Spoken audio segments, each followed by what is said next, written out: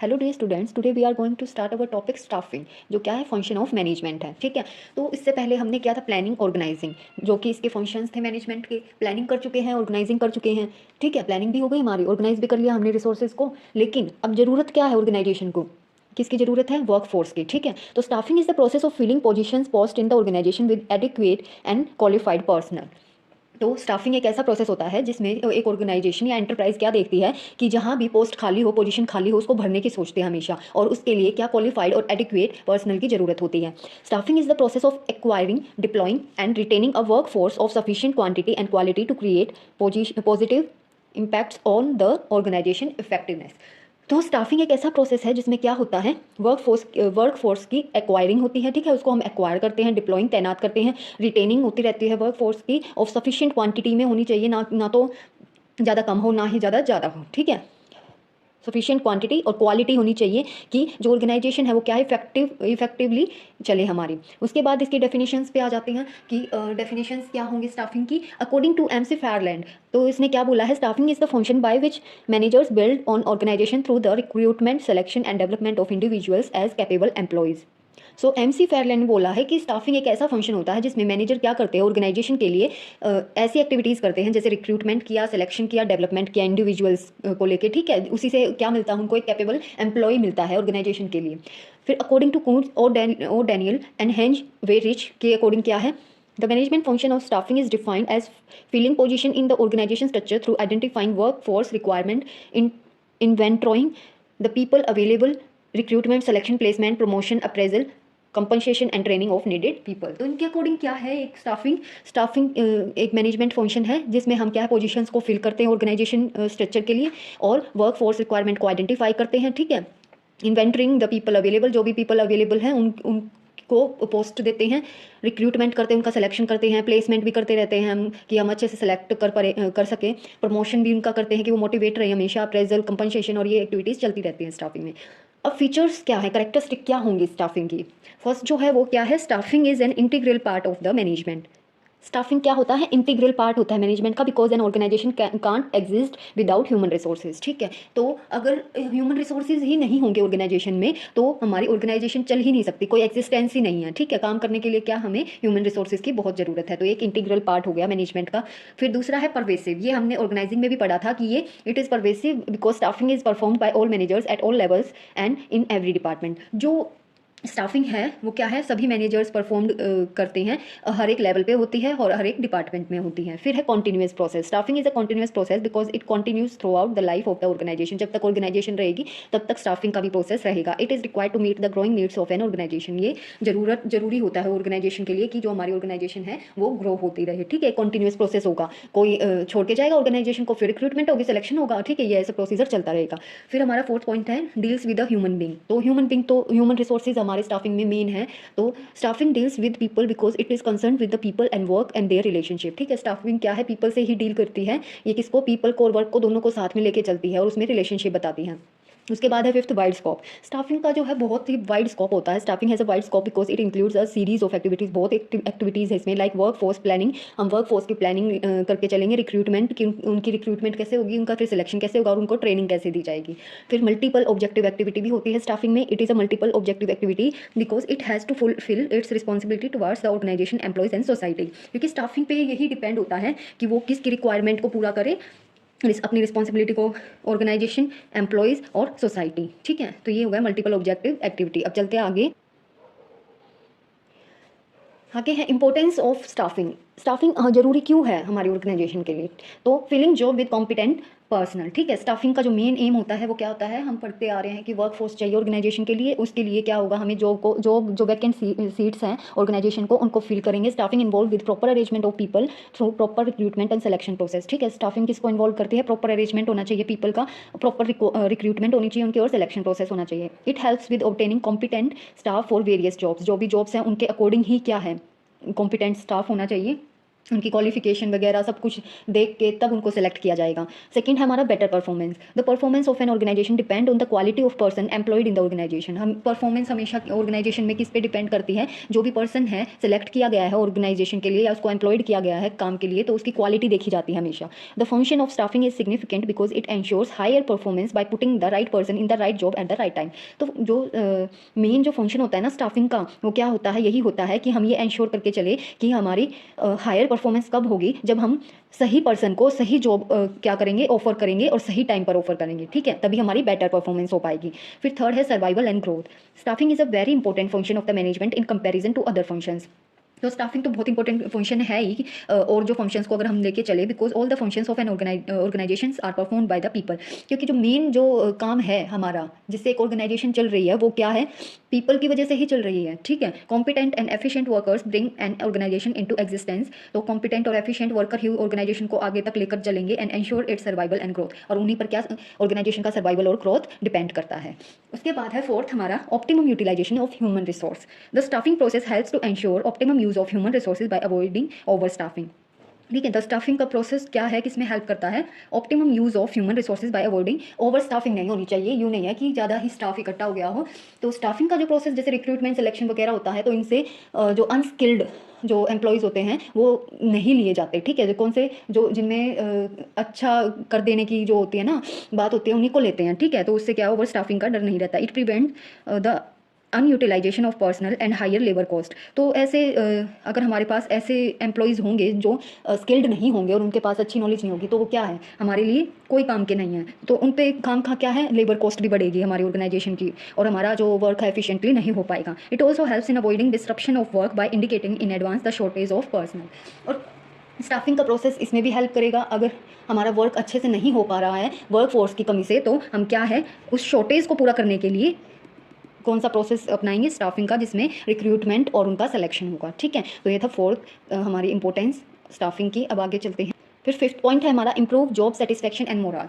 Proper staffing improves job satisfaction and moral of employees through objective assessment and fair rewarding for their contribution, ठीक है। Proper staffing अगर होगी तो क्या होगा, जॉब सेटिस्फैक्शन भी होगा वहाँ, और एम्प्लॉयज़ का जो मोरल है वो भी बढ़ेगा। क्योंकि उनको क्या होता है कि हमारा हम जो चूज़ हुए हैं वो हमारी एबिलिटी स्किल्स के ऊपर हुए हैं, और उनको फेयरली अगर रिवॉर्ड्स हमेशा दिए जाएंगे तो उनका कंट्रीब्यूशन भी मैनेजमेंट के लिए, ऑर्गेनाइजेशन के लिए अच्छा ही रहेगा। It provides right kind of work atmosphere and culture to employees, ठीक है। तो ये क्या प्रोवाइड करता है, इसमें अच्छा एटमॉस्फेयर, वर्किंग इन्वायरमेंट दिया जाता है एम्प्लॉयज़ को, और कल्चर दिया जाता है जिससे एम्प्लॉयज़ अच्छे से काम कर पाएंगे। फिर हमारा आ जाता है आगे प्रोसेस ऑफ स्टाफिंग। हमारा स्टाफिंग का प्रोसेस क्या है, सबसे पहले हमारा क्या है, एस्टिमेटिंग मैन पावर रिक्वायरमेंट। तो ऑर्गेनाइजेशन में वर्क फोर्स की रिक्वायरमेंट होती है, ठीक है, ये हम पढ़ रहे हैं अभी। वर्क फोर्स एनालिसिस एंटरप्राइज के लिए ज़रूरी होता है, जो वर्क को पूरा करने में हेल्प करता है।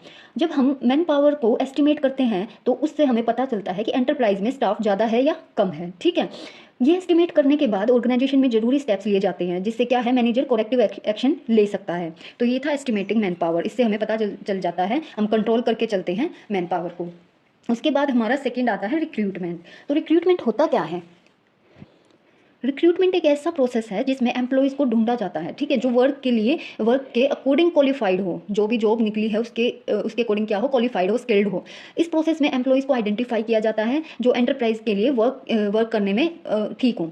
फिर है आइडेंटिफाई करने के बाद क्या होता है, उनका इंटरव्यू होता है, सिलेक्शन होता है, ठीक है, उनको सेलेक्ट करते हैं, ये होता है इसमें रिक्रूटमेंट में। फिर उसके बाद आता है हमारा सिलेक्शन, ठीक है। सिलेक्शन में क्या होगा, ये एक ऐसा प्रोसेस होता है जिसमें ऑर्गेनाइजेशन में सही जॉब के लिए सही कैंडिडेट को सिलेक्ट किया जाता है, उसके एग्जाम के बेस पे, टेस्ट जो भी इंटरव्यूज़ के बेस पर, ठीक है। ये सिलेक्शन प्रोसेस होता है जिससे ऑर्गेनाइजेशन के लिए क्या है, एक बेस्ट कैंडिडेट चुना जाता है। फिर उसके बाद आता है हमारे पास प्लेसमेंट एंड ओरिएंटेशन। अब ये प्लेसमेंट क्या होती है, प्लेसमेंट होती है एक ऐसी पोजीशन या पोस्ट जो एक एम्प्लॉई ने ऑक्यूपाई की होती है, ठीक है, सेलेक्ट होकर। और ओरिएंटेशन क्या होता है, ओरिएंटेशन होता है कि सेलेक्टेड एम्प्लॉई का ऑर्गेनाइजेशन में दूसरे एम्प्लॉयज से इंट्रोड्यूस कराना होता है, ठीक है, कि वो उनके साथ क्या कर सके, इंटरेक्ट कर सके, और ऑर्गेनाइजेशन में जो भी रूल्स रेगुलेशंस और पॉलिसीज़ हैं उनको समझ सके। तो ये हो गया प्लेसमेंट एंड ओरिएंटेशन। फिर चलते हैं हम आगे, ट्रेनिंग और डेवलपमेंट क्या होता है, ठीक है। अगर क्या होता है इसमें, अगर ऑर्गेनाइजेशन में सिस्टमेटिक ट्रेनिंग है तो वो एम्प्लॉयज़ की स्किल्स और नॉलेज को इंक्रीज करने में हेल्प करती है, ठीक है, जिससे वो अपनी जॉब और अच्छे से कर सकेंगे। और डेवलपमेंट क्या होती है, डेवलपमेंट होती है कि एक एम्प्लॉय की ग्रोथ और उसके जो और एस्पेक्ट्स होते हैं ना, तो उनकी उनमें परफॉर्मेंस या नॉलेज हो गई, ठीक है, उनकी ग्रोथ होती है, मतलब ऑल ओवर एस्पेक्ट्स की ग्रोथ होती है। उसके बाद आता है हमारा परफॉर्मेंस अप्रेजल। परफॉर्मेंस अप्रेजल का मतलब होता है एम्प्लॉयज़ की करंट और पास्ट परफॉर्मेंस को इवेल्युएट करना प्री डिटरमाइंड स्टैंडर्ड के अगेंस्ट, ठीक है। जब जब एक एम्प्लॉय ट्रेनिंग से निकल जाता है ना, मतलब उसकी ट्रेनिंग पूरी हो गई है, तो उसकी परफॉर्मेंस को इवेल्युएट किया जाता है कि उसने कितना क्या सीखा है। ये हो गया परफॉर्मेंस अप्रेजल। उसके बाद हमारा लास्ट आता है promotion and career plan. Promotion का मतलब है ऐसी पोजीशन में प्लेस करना जिससे रिस्पॉन्सिबिलिटी क्या हो जाती है, इंक्रीज हो जाती है, ठीक है, या उसको हायर पोजीशन अलॉट कर देते हैं एम्प्लॉय को, ठीक है। प्रमोशन और कैरियर प्लानिंग बहुत ही इंपॉर्टेंट होते हैं एम्प्लॉयज़ के मोरल के लिए, ठीक है, जिससे वो मोटिवेट होते हैं और अपने फुल पोटेंशियल को यूटिलाइज करते हैं और ऑर्गेनाइजेशन को आगे कैरी करने में हेल्प करते हैं। उसके बाद हमारी स्टाफिंग में क्या क्या आता है, स्टाफिंग क्या क्या इंक्लूड्स करती है, ये है recruitment, selection, training and development, ठीक है, ये चीज़ें हैं, अब इनको पढ़ेंगे हम। सबसे पहले है रिक्रूटमेंट। रिक्रूटमेंट क्या है? रिक्रूटमेंट हमने अभी भी पीछे पढ़ा था, may be defined as process of searching for the prospective employees and stimulating them to apply for jobs in an organization. Recruitment में हम किसको सर्च करते हैं? एम्प्लॉयज़ को सर्च करते हैं और उनको जॉब्स के लिए अप्लाई करवाते हैं, ठीक है, ऑर्गेनाइजेशन में। अब सोर्सेज क्या होंगे रिक्रूटमेंट के? दो टाइप के सोर्सेज होते हैं, ठीक है। कैसे रिक्रूट करेंगे हम एम्प्लॉयज़ को? एक तो इंटरनल सोर्सेज से कर सकते हैं, एक एक्सटर्नल सोर्सेज से कर सकते हैं, ठीक है। अब इंटरनल सोर्सेज में क्या है? ट्रांसफर्स और प्रमोशन। अभी ट्रांसफर्स रिक्रूटमेंट, इसका मतलब क्या होता है? इसमें एम्प्लॉयज़ को शिफ्ट किया जाता है एक जॉब से दूसरी जॉब या जॉब पर, या फिर एक डिपार्टमेंट से दूसरे डिपार्टमेंट में शिफ्ट कर देते हैं। तो ये क्या है? रिक्रूटमेंट, मतलब विद इन ही ऑर्गेनाइजेशन होता है। इंटरनल सोर्सेज कौन से होते हैं? Internal sources refers to inviting candidates from within the organization. रहेंगे वो ऑर्गेनाइजेशन में, लेकिन उनका ट्रांसफर क्या है? या तो उनकी जॉब चेंज करके दूसरी जॉब दी जाएगी, या फिर उनको एक डिपार्टमेंट छोड़ के दूसरे डिपार्टमेंट में शिफ्ट कर दिया जाएगा। फिर है प्रमोशन। प्रमोशन भी अभी हमने पीछे पढ़ा था। प्रमोशन क्या होता है कि इसका मतलब है कि पोजीशन में, ऐसी पोजीशन में प्लेस करते हैं जिससे एम्प्लॉय की रिस्पॉन्सिबिलिटी इंक्रीज हो जाती है और उसको हायर पोजीशन मिल जाती है, ठीक है, और ऑर्गेनाइजेशन से उसको क्या क्या मिलता है? प्रेस्टीज मिलता है, फैसिलिटीज़ भी मिलती है, ठीक है। तो ये था इंटरनल सोर्सेज हमारे, कि ऐसे रिक्रूटमेंट इंटरनल सोर्सेज से हो सकती हैं। अच्छा, इसके बेनिफिट्स क्या होंगे? एम्प्लॉयज़ क्या है? मोटिवेट होते हैं, ठीक है। अगर इंटरली हो रहा है तो एम्प्लॉयज़ क्या है? मोटिवेट होते हैं। जो और एम्प्लॉयज़ नहीं हुए हैं प्रमोट, वो भी क्या होंगे? मोटिवेट होंगे कि हम भी अच्छे से परफॉर्म करेंगे तो हमारा भी प्रमोशन हो जाएगा, ठीक है। और क्या हो सकता है इसमें? और होता है जैसे इंटरनल रिक्रूटमेंट में जो सिलेक्शन है, प्लेसमेंट को ईजी बना दिया गया है, ठीक है। मतलब इतना वाइड प्रोसेस नहीं होता है इसमें, टाइम की ज़्यादा वेस्टेज नहीं होती, ठीक है, एम्प्लॉयज़ की ट्रेनिंग और डेवलपमेंट में, क्योंकि वो एक ही डिपार्टमेंट से सीख के गया, उसको रूल्स रेगुलेशंस समझने में इतना टाइम वेस्ट नहीं होता वहाँ पे, ठीक है। अब आ जाते हैं हम एक्सटर्नल सोर्सेज पे। अब एक्सटर्नल सोर्सेज क्या होंगे? जब कैंडिडेट्स को एक्सटर्नल सोर्सेज के थ्रू इनवाइट किया जाता है वैकेंट जो पोजीशंस को फिल करने के लिए, तो उसको हम क्या बोलेंगे? एक्सटर्नल रिक्रूटमेंट बोलेंगे, ठीक है। कि हम बाहरी जो सोर्सेज होते हैं ना, वहाँ से हम क्या है, पर्सनस को बुलाते हैं कि भाई ऐसे ऐसे वैकेंट सीट्स हैं, आप अप्लाई कर सकते हो, और उनको हम सेलेक्ट करते हैं फिर। तो हमारा जो फर्स्ट है वो क्या है? Direct recruitment. डायरेक्ट रिक्रूटमेंट कैसे होते हैं? डायरेक्ट रिक्रूटमेंट में एक नोटिस बोर्ड पर लगा दिया जाता है, ठीक है, एंटरप्राइज में, जिसमें जो भी जॉब है, मतलब जो भी वैकेंट है, तो वो उसमें अवेलेबल होता है, कि उसकी डिटेल्स होती हैं सारी की सारी, कि ऐसे ऐसे जॉब है और ये रिक्वायरमेंट है, ये एजुकेशन क्वालिफिकेशन चाहिए, ये चीज़ें चाहिए, ठीक है, वो सब मेंशन होता है। फिर होता है कैजुअल कॉलर्स। कैजुअल कॉलर्स क्या होते हैं? जो रेप्यूटेड बिजनेस ऑर्गेनाइजेशंस होती हैं ना, वो पहले ही क्या, अनसोलिसिटेड एप्लीकेंट्स का डाटाबेस अपने ऑफिस में रखती हैं, ठीक है, वो पहले ही सारा का सारा डाटाबेस रखती हैं और लिस्ट को फिर स्क्रीन करती हैं, और उनको जो भी उसमें से बेस्ट कैंडिडेट लगता है उसके पास क्या है, ऑफर भेजती है, ठीक है। तो वो है कैजुअल कॉलर्स। फिर उसके बाद थर्ड आता है एडवर्टीजमेंट, ठीक है। एडवर्टीजमेंट बहुत इंपॉर्टेंट पार्ट हो रखा है आजकल। एडवर्टीजमेंट से बहुत ही हेल्प होती है हर चीज़ में। एडवर्टीजमेंट एक एंटरप्राइज तब अपनाती है जब एंटरप्राइज में बहुत से कैंडिडेट की नीड्स होती है, ठीक है, जब हैवी रिक्रूटमेंट करनी होती है, तो वो न्यूज़पेपर, इंटरनेट, रेडियो, टेलीविजन, इन सब में क्या है, अपनी एडवर्टीजमेंट देगी कि यहाँ यहाँ जॉब वैकेंट्स हैं हमारी एंटरप्राइज में, जिसको भी अप्लाई करना है वो कर सकता है। तो ये हो गया एडवर्टीजमेंट। फिर है हमारा एम्प्लॉयमेंट एक्सचेंज। अभी एम्प्लॉयमेंट एक्सचेंज क्या है? देखो, एम्प्लॉयमेंट एक्सचेंज जो है ना, वो गवर्नमेंट रन करती है। इनको क्या होता है, इसको रिक्रूटमेंट का अच्छा सोर्स माना जाता है हमेशा, जो अनस्किल्ड और स्किल्ड ऑपरेटिव जॉब्स होती हैं उनके लिए, ठीक है, जो जिनको जॉब्स नहीं मिल रही है, तो उसके लिए क्या है, एम्प्लॉयमेंट एक्सचेंज होता है, ठीक है। उसके बाद आता है हमारा placement agencies. Placement agencies nation wide services provide करती हैं, एक ऐसा पर्सनल मैच करने में जो डिमांड और सप्लाई के अकॉर्डिंग हो। उसके बाद है हमारा कैंपस कंसल्टेंट्स। ये कौन होते हैं? ये इसमें ऐसा होता है कि कैंपस रिक्रूटमेंट में कैंडिडेट्स को डायरेक्टली मैनेजमेंट में से, टेक्निकल इंस्टीट्यूशंस या यूनिवर्सिटीज़ हो गई, उसमें से सेलेक्ट कर लिया जाता है, ठीक है, कोई भी कैंपस हो, ठीक। जैसे कि अगर एक बिजनेस ऑर्गेनाइजेशन है, उसको वो कहीं कहीं इंस्टीट्यूट में जाके या यूनिवर्सिटीज़ में जाके क्या है, एक अपना मतलब प्रचार करेगा कि भाई हमें ऐसे ऐसे कैंडिडेट चाहिए आपके कैंपस से, अगर क्योंकि वो ज़्यादा ही क्वालिफाइड होते हैं यूनिवर्सिटीज़ और इंस्टीट्यूशंस में, तो वो वहाँ सेलेक्ट कर सकते हैं, रिक्रूट कर सकते हैं कैंपस कंसल्टेंट्स में। उसके बाद है लेबर कॉन्ट्रैक्टर्स। देखो लेबर कॉन्ट्रैक्टर्स कौन कौन होते हैं? जो लेबर कॉन्ट्रैक्टर्स होते हैं ना, उनके बहुत ही क्लोज कॉन्टैक्ट्स होते हैं लेबरर्स के साथ, तो वो अनस्किल्ड वर्कर्स को शॉर्ट नोटिस में इन्फॉर्मेशन प्रोवाइड कर सकते हैं रिक्रूटमेंट की, ठीक है। इतना टाइम नहीं लगता इस प्रोसेस में। उसके बाद है हमारी एडवर्टाइजिंग ऑन टेलीविजन। ये पहले भी आ चुका है कि हम क्या है टेलीविजन पे कास्ट कर सकते हैं, क्योंकि बहुत से टेलीविजन पे, बाकी आजकल तो सोशल मीडिया मतलब मोबाइल फ़ोन कुछ ज़्यादा ही चल रहे हैं, तो टेलीविज़न इतना है नहीं, लेकिन क्या करते हैं ऐड डलवा देते हैं, ठीक है, ऑर्गेनाइजेशन की ये जॉब वैकेंट्स है, ये चल रही है, तो एडवर्टाइजिंग ऑन टेलीविजन। फिर है वेब पब्लिशिंग। वेब पब्लिशिंग क्या है? वेबसाइट्स बना दी गई हैं, ठीक है। इसमें होता है कि जो इसमें कुछ सर्टेन वेबसाइट हैं जो स्पेसिफिकली डिज़ाइन की गई हैं जॉब सीकर्स के लिए, या जॉब ओपनिंग हुई है ऐसे, उसकी इन्फॉर्मेशन क्या है प्रोवाइड करती रहती हैं। उसके बाद है रिकमेंडेशन ऑफ एम्प्लॉयज़। अब इसमें क्या है कि इसमें जो प्रेजेंटली ऑर्गेनाइजेशन में एम्प्लॉयज़ वर्क कर रहे हैं ना, तो क्या है अपने नोन को, अपने फ्रेंड या रिलेटिव को क्या रिकमेंड करते हैं ऑर्गेनाइजेशन में कि मैं इसका रिक्रूटमेंट कराना चाहता हूँ, उनको इन्फॉर्म करते हैं, ठीक है। तो ये हो गए हमारे एक्सटर्नल सोर्सेज। उसके बाद आता है रिक्रूटमेंट हो गया। अब उनको सिलेक्शन, उन्होंने सिर्फ एप्लीकेशन दी है अभी, ठीक है, उन्होंने क्या है एक एप्लीकेशन फिल किया है, एप्लीकेशन फॉर्म जिसमें अपनी इन्फॉर्मेशन दी है। अब उसके बाद इस एप्लीकेशन फॉर्म के बेसिस पे क्या होगा? सिलेक्शन होगा, ठीक है। सिलेक्शन कैसे होगा? Selection is the process of identifying and choosing the best candidate from within the organisation और from outside the most suitable person for the current position और फॉर द फ्यूचर पोजीशन, ठीक है। ये हमने ये जो किया ना इंटरनल सोर्सेज और एक्सटर्नल सोर्सेज से जो भी हमें जितने भी हमारे मिले हैं एप्लीकेशंस आई हैं, उनसे हम एक बेस्ट कैंडिडेट चूज करेंगे ऑर्गेनाइजेशन के लिए, जो करंट पोजीशन के लिए भी ठीक होगा और आगे जाके फ्यूचर में भी ठीक होगा। सबसे पहले जो सिलेक्शन प्रोसेस होता है, हम कैसे सेलेक्ट करते हैं कैंडिडेट को? देखो सबसे पहले होती है प्रीलिमिनरी स्क्रीनिंग। तो सबसे पहले इसमें होता है कि मैनेजर को ये जो प्रीलिमिनरी स्क्रीनिंग होती है मैनेजर को हेल्प करती है किसमें? कि अनक्वालिफाइड और जो अनफिट जॉब सीकर्स है ना, उनको एलिमिनेट कर देते हैं, ठीक है। उनसे फिर बर्डन कम हो जाता है मैनेजर का। तो मैनेजर जो अप्लीकेंट के फॉर्म्स आए हुए हैं उनको देखता है, उसके इन्फॉर्मेशन के बेस पर जो उसको लगता है कि ये हमारी जो जॉब पोजीशन है उसके लिए ठीक नहीं है, उनको एलिमिनेट करता चला जाता है, ठीक है। उसको हम स्क्रीनिंग बोलेंगे। फिर सेकंड आता है हमारा सिलेक्शन टेस्ट। सिलेक्शन टेस्ट में क्या होता है? बहुत ही सिलेक्शन टेस्ट होते हैं। जैसे कोई ऑर्गेनाइजेशन क्या है इंटेलिजेंस टेस्ट को लेके चलती है। इसमें क्या होता है? एक पर्सन में डिसीजन और एडजस्टमेंट की एबिलिटी होनी चाहिए, ठीक है। उसको जज करते हैं कि उसमें डिसीजन लेने की या एडजस्ट करने की, ऑर्गेनाइजेशन में एडजस्ट करने की एबिलिटी है भी या नहीं है। और एप्टीट्यूड टेस्ट लेते हैं कोई तो इससे क्या पता चलता है? इससे इंडिविजुअल की पोटेंशियल का पता चलता है कि वो न्यू स्किल्स को लर्न कर सकता है या नहीं, ठीक है। अगर वो न्यू स्किल्स को लर्न ही नहीं कर पाएगा तो वो ऑर्गेनाइजेशन के लिए एबल ही नहीं होगा, वो अच्छे से वर्क नहीं कर पाएगा। और हमारे और कौन से टेस्ट होंगे? Personality test. पर्सनैलिटी टेस्ट आज के टाइम पे बहुत ही कॉमन हो रखा है। इससे क्या है? पर्सन्स के इमोशन का पता चलता है, ठीक है। ज़्यादा इमोशनली भी नहीं होना चाहिए, ठीक है। तो ये होते हैं टेस्ट। एक ट्रेड टेस्ट भी होता है। इस टेस्ट में क्या होता है? इस टेस्ट में पर्सन की जो एग्जिस्टिंग स्किल्स है ना उनका पता चलता है, ठीक है। इंटरेस्ट टेस्ट की बात करें तो इंटरेस्ट टेस्ट से क्या होगा? इस टेस्ट से अप्लीकेंट के इंटरेस्ट का पैटर्न पता चलता है और पर्सन की किस चीज़ में ज़्यादा इन्वॉल्वमेंट है उसका भी पता चलता है। तो ये होते हैं हमारे कुछ सिलेक्शन टेस्ट। अगर इनमें अप्लीकेंट पास हो जाता है, क्लियर हो जाता है, तो फिर आगे हमारा प्रोसेस चलता है, ठीक है। आगे क्या? अब जिसने सिलेक्शन टेस्ट क्लियर कर लिया उसके बाद हमारा होगा एम्प्लॉयमेंट इंटरव्यू, ठीक है। एक इंटरव्यू रखा जाता है। जो एम्प्लॉयमेंट इंटरव्यू होता है वो क्या है? एक फॉर्मल कंजर्वेशन होती है, ठीक है। एम्प्लॉयर या मैनेजर लेता है इसको, तो एक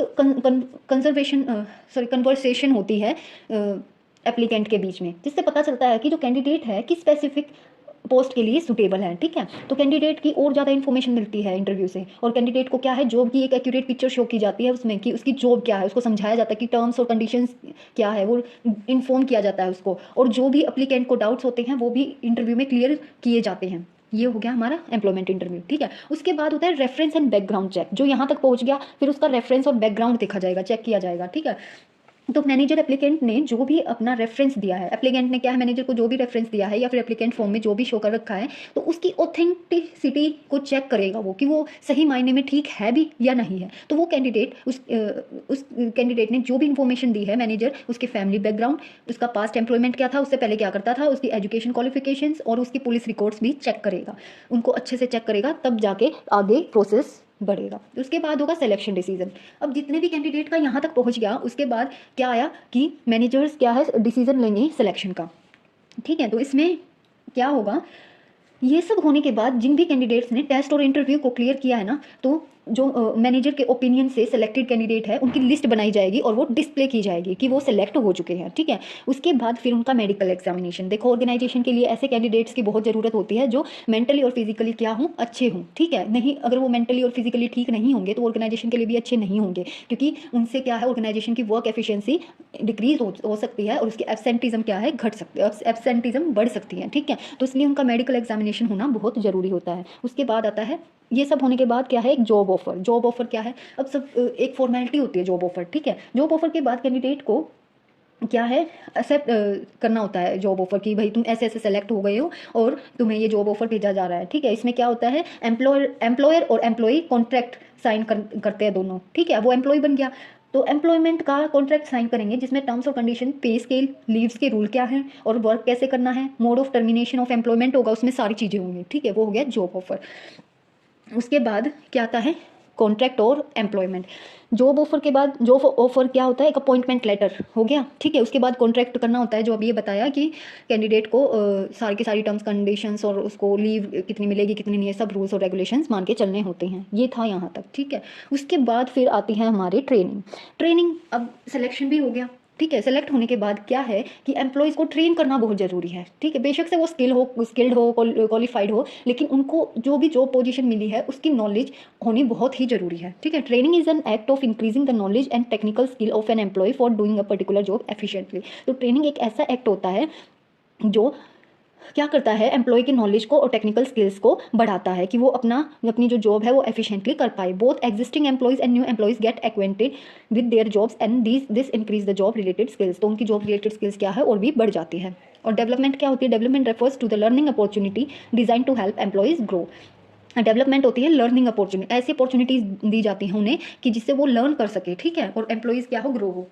it covers not only those activities which improve job performance, ऐसे सिर्फ वही एक्टिविटीज़ नहीं है जो जॉब परफॉर्मेंस को बढ़ाएंगी, इंप्रूव करेंगी, but also those which bring about growth of the personality, जो उनकी पर्सनैलिटी को भी ग्रोथ करेंगे साथ साथ में, ठीक है। तो एक ट्रेनिंग और डेवलपमेंट में डिफरेंस क्या है, जो ट्रेनिंग है, ट्रेनिंग एक प्रोसेस है नॉलेज और स्किल्स को इंक्रीज करने का, ठीक है। और डेवलपमेंट क्या है, प्रोसेस है लर्निंग और ग्रोथ का। और क्या डिफरेंस है, ट्रेनिंग एम्प्लॉय को जॉब अच्छे से करने के लिए होती है कि वो अच्छे से जॉब कर पाए, और डेवलपमेंट की होती है ओवरऑल ग्रोथ के लिए होती है। और ट्रेनिंग जो होती है वो जॉब ओरिएंटेड प्रोसेस होता है हमेशा, और डेवलपमेंट क्या होता है, कैरियर ओरिएंटेड होता है हमेशा, ठीक है। यही डिफरेंस है दोनों में। फिर उसके बाद आ जाता है हमारा ट्रेनिंग मेथड्स। अब ट्रेनिंग देने के क्या क्या मेथड्स होंगे हमारे, उसके भी दो मेथड है, ऑन द जॉब और ऑफ द जॉब। एक तो ऑन द जॉब, जो वो काम कर रहे हैं उसके साथ साथ ही उनको क्या है, ये वो मेथड्स होते हैं जो एम्प्लॉयज़ जहाँ एक्चुअली वर्क कर रहे हैं वही अप्लाई होते हैं, मतलब it means learning while doing, ठीक है, करते करते लर्न करना। उसके बाद इसमें क्या क्या आ जाता है, ये होता है अप्रेंटिसशिप, ठीक है।